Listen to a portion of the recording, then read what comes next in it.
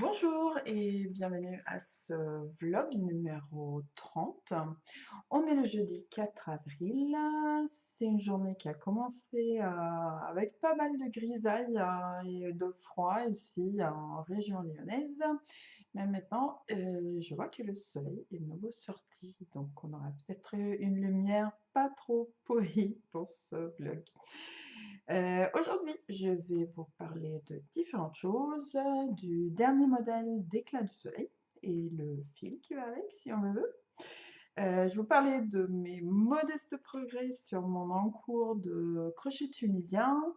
Je vais vous parler un petit peu de l'arrivage de coton bio pour le printemps et donner quelques nouvelles à propos de ma newsletter. Donc, si vous ne me connaissez pas, je m'appelle Annette Pétavy et vous me trouvez un peu partout, à part ici sur YouTube, sur Internet. J'ai un site qui s'appelle annettepetavy.com. Je suis sur Facebook et sur Instagram. Je m'appelle Annette Pétavy sur les deux réseaux, donc c'est pas très très compliqué de me trouver. Et j'édite une newsletter mensuelle ou presque mensuelle où il y a la plupart du temps, à part des nouvelles sur ce que je fais, ce que je vends, ce que je vous propose, aussi un tuto assez approfondi sur le crochet. Et je vous parlerai plus de la newsletter à la fin de la vidéo. Donc pour tout ça, pour me retrouver, pour s'abonner à la newsletter, tout ça, vous trouvez bien sûr des vidéos, donc des liens sous la vidéo. Voilà, donc ça fait 2 mois que j'ai pas enregistré, je suis vraiment désolée, mais c'était pas bien possible autrement.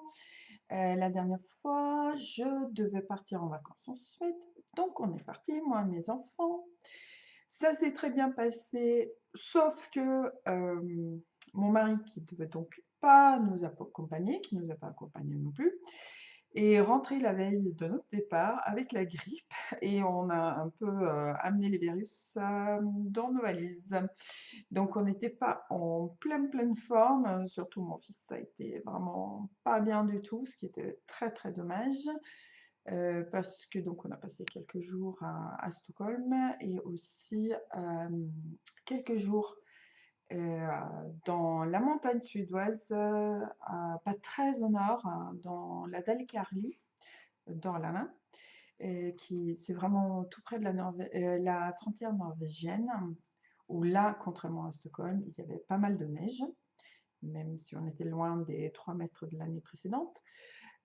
Donc on a pu faire du chien de traîneau, qui était une première pour nous tous, parce que bon, c'est vraiment un truc de touriste, mais bon voilà. Maintenant, on va dire que quand je vais en Suède, je suis une touriste.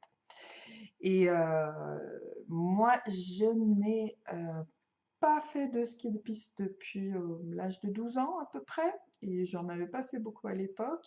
Ma fille en avait jamais fait, et on a un ami qui est très bon skieur, très bon pédagogue, qui nous a consacré une demi-journée. Donc maintenant, au moins les pistes bleues, on arrive à les descendre. Des fois sur la tête et sur les fesses, mais on descend. Voilà, donc c'était quand même très bien, même si on n'était pas en super forme. Et depuis, depuis que je suis rentrée, j'ai travaillé sur un gros dossier en freelance qui m'a laissé vraiment qu'un temps pour faire autre chose, vu que je l'ai reçu avant de partir une dizaine de jours en vacances. Donc la deadline de fin n'était pas trop négociable. Donc, mais voilà, maintenant, bien sûr, je cours un peu après le temps perdu, enfin perdu, investi autrement pendant ce temps-là, mais je suis de retour. Alors, qu'est-ce que je vais faire ces jours-ci? Donc là, on est début avril et attention, si vous voulez participer à l'Académie du fil à Saint-Jean-de-Luz début juillet, il faut vous inscrire avant le 1er mai parce que c'est la date butoir pour voir s'il y a suffisamment de personnes intéressées pour organiser les stages.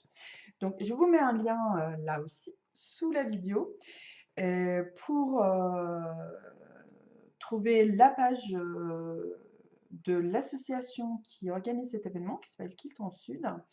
et où vous trouvez un descriptif de tous les stages, parce qu'il y en a plein qui sont proposés sur les 6 jours. Donc c'est du 1er au 6 juillet à Saint-Jean-de-Luz et c'est l'Académie du fil. Donc l'Académie du fil, qu'est-ce que c'est? Bon, c'est une première, hein. Donc c'est des stages, des masterclass, on peut dire, sur, toutes sortes de techniques liées au fil. Donc il y a du patch, il y a du bouti, je crois, il y a de la broderie, enfin bon, il y a plein, plein, plein, plein, plein de choses. Il y a aussi du tricot et du crochet. Donc pour le tricot, c'est Julie Dubreux, Julie Knits in Paris sur Instagram. Donc c'est la fille qui a les cheveux bleus, qui danse, qui chante, qui est beaucoup plus rigolote que moi, mais bon, qui est quand même un designer super connu du tricot aussi, qui fait des modèles absolument formidables. Et pour le crochet, bah, c'est moi. Donc, je suis évidemment super flattée d'être invitée et j'espère vraiment que vous serez nombreux à sauter sur l'occasion. Donc, je propose 2 stages. Donc, ça se déroule sur 6 jours. Je propose 2 stages de 3 jours. Donc on a vraiment le temps d'entrer en profondeur dans le sujet. Donc le premier stage, ou le deuxième, je ne sais plus, hein, bon, excusez-moi, j'ai pas regardé les dates, mais l'un des stages porte sur la technique du crochet. Donc c'est pas un stage pour réaliser un modèle spécifique, même si je proposerai des modèles et des kits si on veut porter les connaissances, mettre en application les connaissances qu'on a appris pendant le stage, mais c'est pour vraiment, vraiment maîtriser le crochet. Donc, vraiment savoir, bon, je prends des débutants aussi pour ce stage, mais certainement, si vous avez quelques notions de base, vous allez en profiter encore plus, progresser encore plus vite, mais c'est pour connaître toutes les techniques pour bien gérer ses glissières, pour savoir exactement où insérer son crochet. Ça, c'est les niveaux un peu de base. Les motifs en rond, comment je les travaille pour qu'ils soient impeccables, comment je les attache, quelles sont les différentes méthodes. On peut voir aussi des techniques un peu plus poussées comme le crochet jacquard, le crochet mosaïque.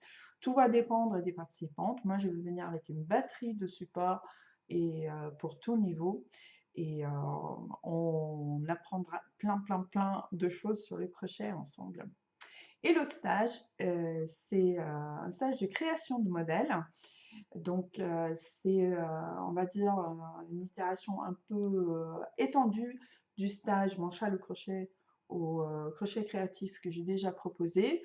Ce sont des stages que je tiens en général sur un week-end. Là, on a un jour de plus. Donc, en plus de travailler sur les formes, principalement sur les châles, sur les modes de construction, sur des éléments de design, sur comment combiner des points, des couleurs, etc.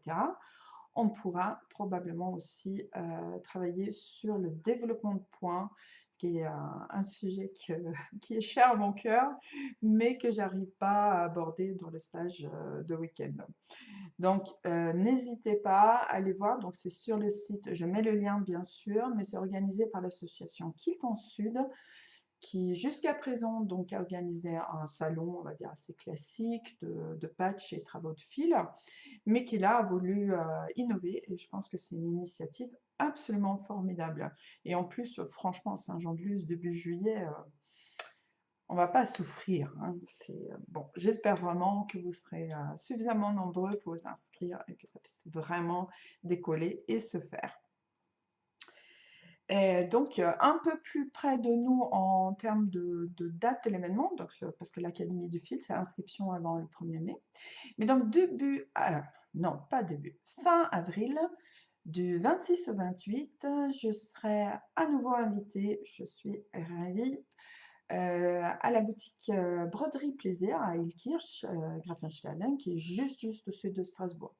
Donc, cette boutique se trouve à Ilkirch, c'est accessible en tram depuis le centre de Strasbourg. C'est sur une place qui s'appelle la place Général de Gaulle, de façon très originale. Et donc, c'est un petit peu à l'écart de la grande rue d'Ilkirch, ce qui permet aussi de stationner très facilement. Donc, je serai là-bas pour 3 jours, le vendredi 26 et le samedi 27 je ferai une vente, une boutique éphémère, dans la boutique, de Catherine, donc qui tient Broderie Plaisir. Donc là, vous aurez bien sûr une sélection de fils, de modèles, des voilà. Et comme, on va dire comme une vente classique. Et les dimanches, sera une journée, réservée aux stages. Donc je propose 2 ateliers, on va dire ateliers parce que c'est des ateliers à la demi-journée. Donc le matin, on va tricoter des points ajourés.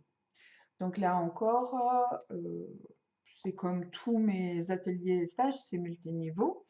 Donc vous pouvez vous initier, au tricot ajouré ou vous pouvez progresser. Donc on va apprendre à lire des grilles, à faire des jetés dans le bon sens, à faire les diminutions qui compensent les jetés de manière correcte et plein d'astuces pour pas se perdre et pour faciliter le travail. Et l'après-midi, ça sera un cours de bonne base au crochet. Donc là, ça s'adresse aux débutants, aux faux débutants. Donc si vous avez fait du crochet petit ou petit avec votre grand-mère, mais vous savez plus comment s'appellent les mailles, comment on pique bien son crochet. Et il y a bien sûr aussi toutes ces notions dont j'ai déjà parlé auparavant, comment lire la grille, comment gérer ses lisières, comment faire tout plein de petites choses très, très, très importantes en fait pour être super content et confiant et autonome au crochet et pour faire des jolies choses. Donc là, c'est un stage qui est donc organisé par moi-même et Catherine de Broderie Plaisir. Donc si vous êtes sur place, vous pouvez passer à la boutique, vous inscrire. Et sinon, sur la page stage et atelier sur mon site, je mets encore une fois le lien sous la vidéo. Vous avez mention de ces 2 ateliers, vous avez des descriptifs détaillés de chaque atelier et un formulaire d'inscription. Donc voilà, j'espère trouver des gens d'Alsace, peut-être des Vosges, ce fin de mois d'avril. Moi, j'aime beaucoup aller dans cette région. J'y ai vécu pendant 12 ans. Mes 2 enfants sont nés là-bas. J'ai vécu dans un petit village juste au sud d'Ilkirch, qui est juste au sud de Strasbourg. Donc, un petit village dans la plaine du Ride, pas loin de Strasbourg, qui s'appelle Fegersheim. J'en garde d'excellents souvenirs et voilà, c'est toujours un plaisir de retourner en Alsace.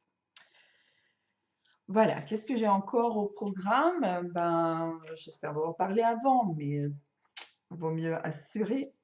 Donc début mai, je serai plus près de chez moi, c'est le week-end 4-5 mai. Je serai à Chambon-Feugerolles, ce qui n'évoque pas grand-chose pour vous, mais c'est juste à côté de Saint-Étienne. Donc là, il y a un événement qui s'appelle Mode et Tissus. Donc j'étais super étonnée d'être invitée. Je les appelais, je dis, mais vous savez ce que je fais en fait, parce que c'est pas de la couture. Mais en fait, ils ont voulu donc créer un événement qui s'adresse à tous ceux, toutes celles qui aiment bien faire les choses eux-mêmes en textile. Et c'est vrai que quand on fait de la couture, souvent on tricote et on crochette et inversement.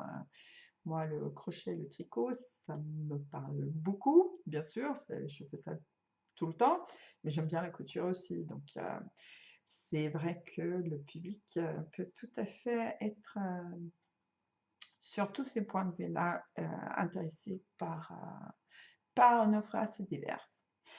Voilà, et donc ça, bon, je pense que bon, j'ai d'autres projets, hein, mais je ne peux pas tout vous raconter là. Ce week-end, si jamais vous regardez ce vlog juste quand il sort, le 6-7 avril, il y a le festival Nidit à Lyon.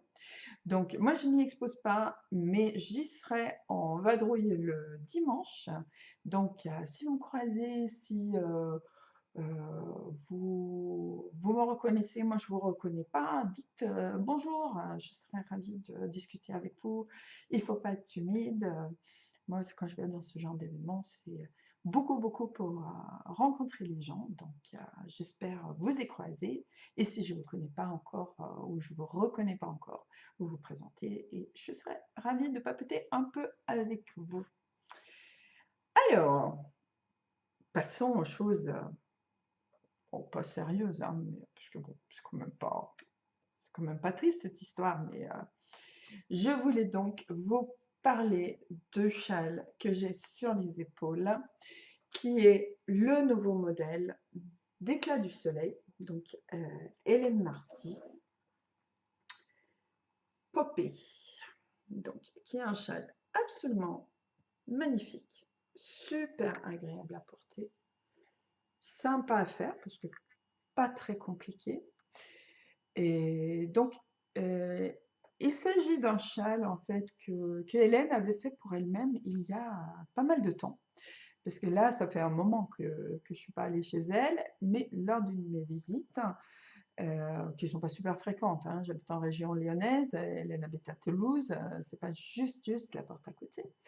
Mais j'ai trouvé ce châle que j'avais vu déjà sur, je crois que c'était sur son Flickr, posé comme ça, parce que c'est son châle qu'elle a toujours à portée de main, douillet, chaud, super agréable à porter. Je dis, mais il est super ce truc, Hélène, mais il est magnifique. Bah, faut qu'on en fasse une fiche. Et Hélène me dit, oui, il faut qu'on en fasse une fiche, mais il est quand même particulièrement bien en mohair. Et toi, t'as pas de mohair à l'époque, c'est vrai, j'avais pas de mohair. J'ai eu du mohair à mes débuts, mais c'était un mohair avec du polyamide. Et j'ai jamais été super copine avec ce fil, en fait.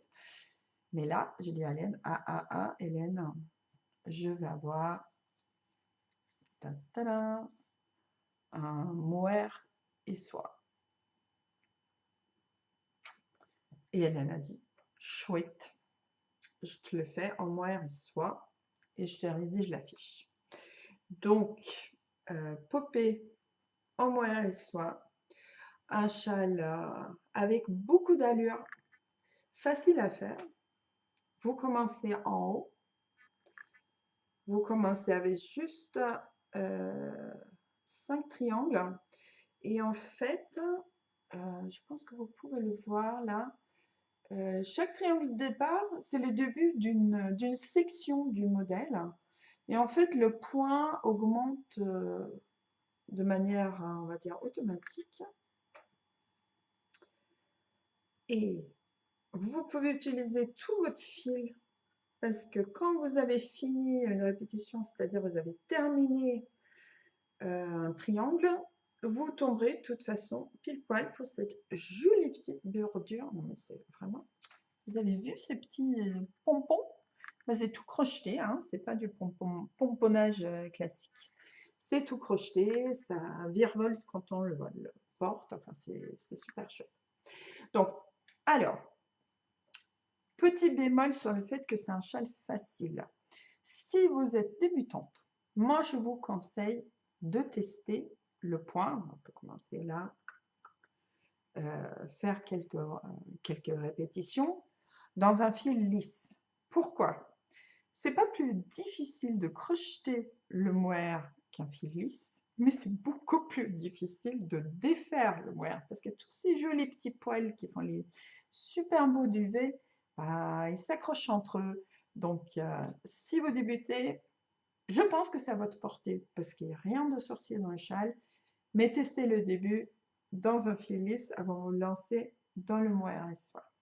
Alors, ce mohair et soie, je vais quand même vous le montrer. Donc là, actuellement, j'ai 4 coloris, dont 2, le jaune et le... comment je l'ai appelé celui-là? Caraïbe. Tout petit stock. Donc, je vais en recommander et je vais en profiter pour ajouter au moins 1 ou 2 autres coloris parce que ce fil est absolument superbe. Là, mon retour caméra, donc pas tout à fait justice à ce bleu-vert qui est plus vert que bleu. C'est encore et toujours ces coloris que j'adore entre le bleu et le vert qui sont hyper difficiles à photographier et à rendre sur un écran. Mais bien entendu, si vous le souhaitez, vous pouvez commander sans frais pour vous un petit nuancier que je vous prépare avec amour et des bouts de fil. Donc, ce que j'ai en stock plus conséquent encore pour le moment, c'est le gris et le rouge. Donc, il faut quand même que je vous dise pourquoi ce fil n'est pas un autre. Je trouve, donc ce fil, c'est 70% mohair et 30% soie. Et je trouve que le travail de teinture fait sur ce fil est assez exceptionnel. Parce que, donc, vous avez deux matières, hein. Vous avez le mohair et la soie. Donc, ça ne va pas prendre la couleur de la même manière. C'est le plus visible, en fait, dans le gris, où la soie, la brillance de la soie donne un reflet vraiment argenté à la soie, tandis que le mohair est gris. Mais dans ce fil, vous avez tout de même un travail de teinture qui est très réussi sur les deux matières. Donc, je ne vais pas nommer de nom de marque, mais il y a des fils mohair et soie vraiment peu chers par rapport à la matière. Mais souvent, vous avez la soie qui n'est pas vraiment teint, qui apparaît comme un fil blanc. Vous pouvez aimer. Moi, je préfère cette teinture plus uniforme, mais vous gardez quand même le contraste dû à la différence de matière. L'OR, c'est duveteux, mat, la soie, c'est brillant, éclatant. Je vous montrerai à l'occasion, j'ai fait quelques échantillons en combinant ce fil, d'une part avec le mérinos fin, d'une part avec la London. C'est très très chouette aussi. Très très chouette. C'est douillet. Franchement, je croyais que je ne pouvais pas porter le mohair, mais je peux porter le mohair parce que celui-là, il est doux. Je ne dis pas qu'en plein été, je ne le trouverai pas un peu gratouillant, mais il est doux, il est super agréable à porter et le modèle est très très chouette. Alors pourquoi ça s'appelle Popée? Alors Popée était une impératrice romaine. C'était, si je ne me trompe pas, et c'est Wikipédia, ma source de savoir omniprésente, a raison, la deuxième femme de l'empereur Néron. Elle a vécu au 1er siècle après Jésus-Christ. Et Hélène, pour des raisons, on va dire, personnelles, elle a l'occasion, le privilège d'aller beaucoup, beaucoup en Italie en vacances d'été. Et en fait, quand elle a fait les photos pour ce châle, c'était à la villa de Popée. Donc, vous pouvez regarder les photos sur le site. La villa de Popée a l'air d'être un endroit absolument formidable. Vieille ruine romaine magnifique. L'histoire de Popée, la femme Popée, est un peu plus triste, on va dire. Donc, elle a vécu jusqu'à l'âge de 35 ans environ. Et selon Wikipédia, elle est décédée en raison de complications d'une grossesse. À l'époque, c'était pas une mince affaire de faire des bébés. Voilà l'histoire de Popée, pourquoi ça s'appelle Popée,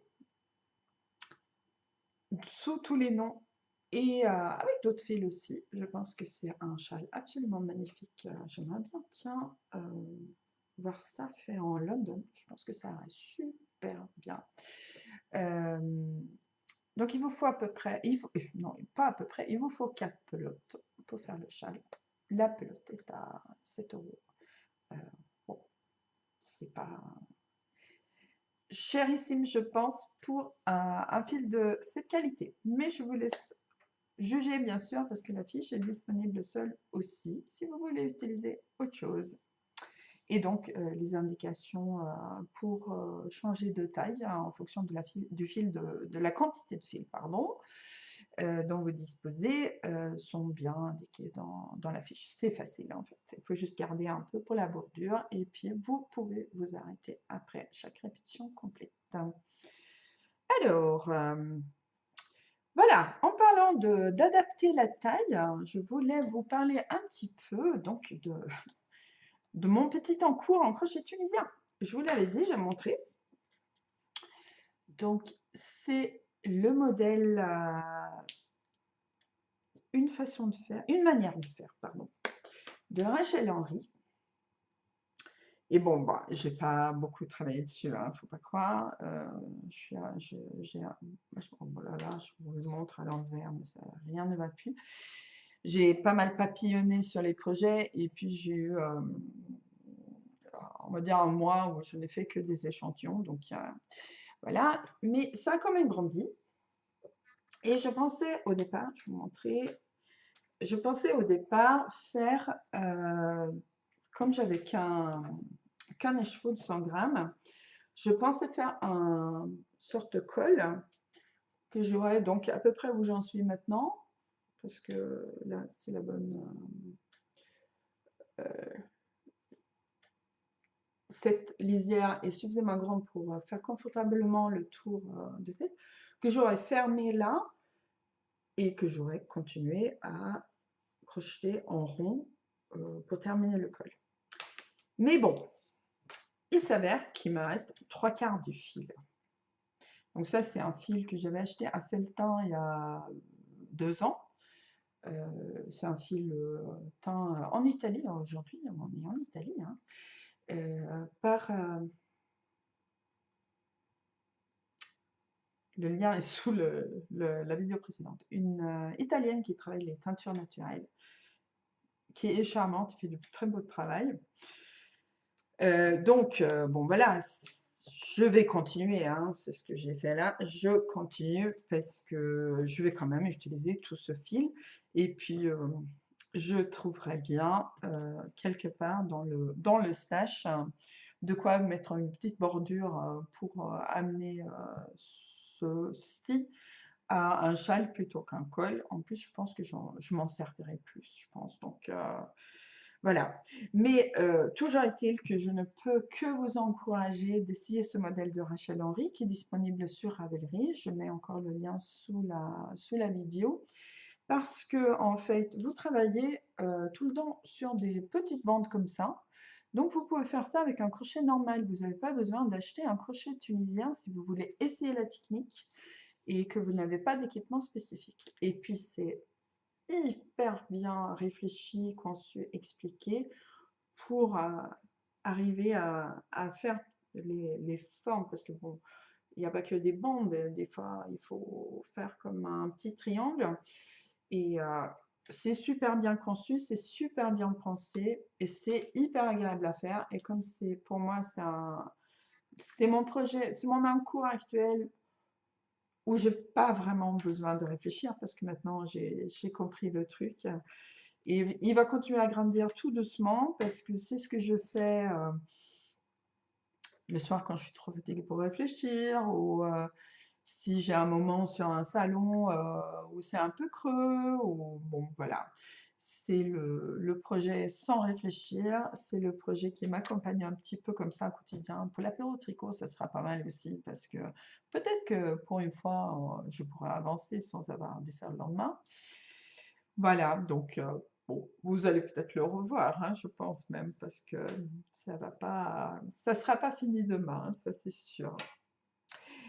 Et c'est le printemps et je voulais vous parler aussi de l'arrivage de coton bio parce que ça a été un peu la dèche en termes de disponibilité. Évidemment, l'hiver, je n'achète pas trop de coton, mais là, j'en ai plein de nouveaux.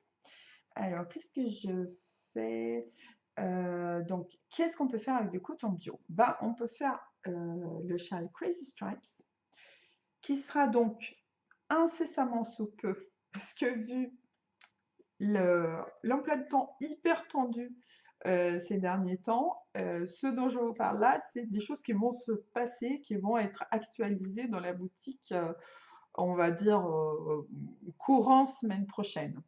Donc, vous gardez bien les yeux sur le blog, sur Instagram ou sur la page Facebook. Donc, sur ma page, pas sur mon compte perso, mais sur la page où je répercute tout pour voir quand les différentes choses seront vraiment disponibles. Donc, Crazy Stripes, c'est un kit, c'est aussi un modèle d'Hélène Marcy, Éclat du soleil. Donc, bien sûr, la combinaison de couleurs qui est là, qui n'était plus disponible, le sera de nouveau. J'ai aussi reçu ceci qui avait été sifflé l'année dernière au bord du lagon, qui est une superbe turquoise avec des petits traits de violet. Donc, vous pouvez les combiner avec le prune qui est à nouveau en stock. Et ça sera une version de ça où il n'y aura pas de vert et où les parties multicolores seront plus claires, qui serait top, top, top. Sinon, j'ai aussi reçu en multico Voile sur la Baltique, qui était épuisé depuis longtemps.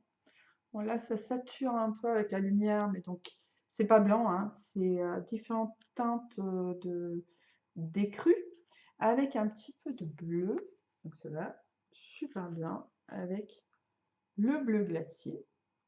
Vous savez, moi, j'aime bien combiner les différents multicos avec des unis.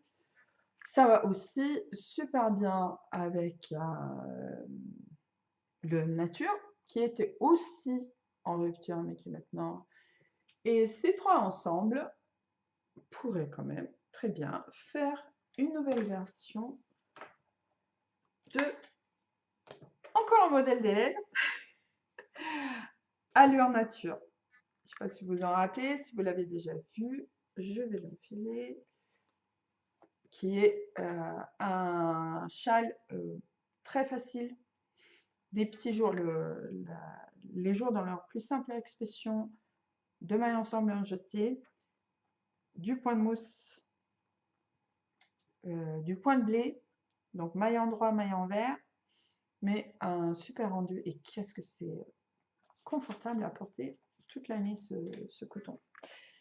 Je vous montre quand même encore un nouveau multico, multico qui est enfin à nouveau en stock. Forêt au soleil, avec la petite touche de vert et qui va super bien avec la vert prairie. Donc, avec ces fils, qu'est-ce que vous pouvez faire? Eh bien, vous pouvez faire, je passe un peu rapidement en revue, mais je vais reprendre tout ça sur le blog et les réseaux sociaux dans les jours à venir. Ce ne sont pas des nouveaux modèles, mais je vais vous les présenter avec des nouvelles idées de couleurs et pour les remettre. Donc ceci est la version coton de Bethune Street de Kirsten Kapoor. Comme on me pose toujours la question, ce n'est pas de la dentelle à la fourche, c'est le point qu'on appelle souvent le point rivière au tricot, qui s'obtient très facilement et qui met bien en valeur les fils d'ailleurs. Donc ceci c'est deux pelotes multico, une pelote unie. Au crochet, je vais enfiler, il y a des étiquettes surtout, hein, parce que ça a été sur des salons avec moi. Je vais enfiler ceci parce que, alors, pour présenter un Möbius sans le porter, c'est quand même pas facile. Ceci est le Möbius Brocéliande de Nathalie Vincent. Et quand vous faites ça un peu mieux que moi, ça se pose super bien sur les épaules. Voilà à peu près. Vous pouvez aussi le porter en col comme ça. Hyper agréable aussi en coton bio. Et ça, ça c'est Nathalie, c'est la spécialiste des constructions un peu tordues. Donc c'est un Möbius. Vous commencez à crocheter au milieu et vous élargissez en même temps des deux côtés. Un truc à trouver. J'ai l'impression que la lumière, le soleil s'est caché, donc la lumière est beaucoup moins bonne là, je m'en excuse.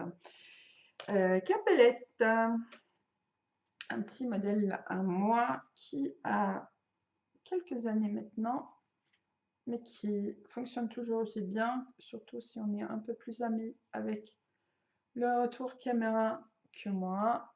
Bon, je prendrai une meilleure photo et je mettrai sur Instagram. C'est un petit cache-épaule. On va pas dire chauffe-épaule, mais un petit cache-épaule super à mettre sur une petite robe ou un t-shirt pour l'été. Moi, je l'avais fait en uni, comme il est là, et en... Voilà, la fille qui est trop paresseuse pour défaire son bouton. Maintenant, elle est toute décoiffée. Tant pis. J'ai vu en uni comme ça, je l'ai vu aussi dans les multicos, et ça rend très très bien. Et pour finir, si vous voulez travailler que en multico, vous pouvez faire la version coton de mon modèle, parce que bon, j'en fais aussi quand même des fois, vague. Donc, qui est un triangle asymétrique au crochet qui se crochette d'un bout à l'autre avec 3 pelotes de coton multico. Voilà. Bon, on arrive presque à la fin. Je voulais juste vous dire que la newsletter pour le mois de mars est en cours. On est le 4 avril, je sais, c'est beaucoup trop tard. Donc, comme je vous ai expliqué, j'ai eu très peu de temps pour faire avancer le schmilblick autrement que travailler sur mon projet en freelance. J'ai sorti un petit bulletin, mais qui comportait juste des infos sur Popé et le nouveau fil de Moiré Soie en février. Et donc là, bon, c'est le mois d'avril, mais ce sera le bulletin de mars. Je ne vais pas vous en sucrer. C'est la suite sur le crochet mosaïque. Et là, je vais vous parler comment trouver des points au crochet mosaïque et comment les faire, comment dessiner les vôtres. Ce qui peut être intéressant aussi si vous tricotez, parce que c'est l'un des rares techniques où les grilles adaptées au tricot peuvent aussi fonctionner pour le crochet. Je vous expliquerai tout ça dans la newsletter que je pense boucler cet après-midi. Ensuite, il faut la faire relire, la traduire en anglais, etc. Mais d'ici quelques jours, elle devrait être dans votre boîte mail. Et si vous n'êtes pas abonné encore, le lien est là en dessous. Sur ce, je vous souhaite une excellente journée, un beau printemps et je vous dis à bientôt. Merci. Au revoir.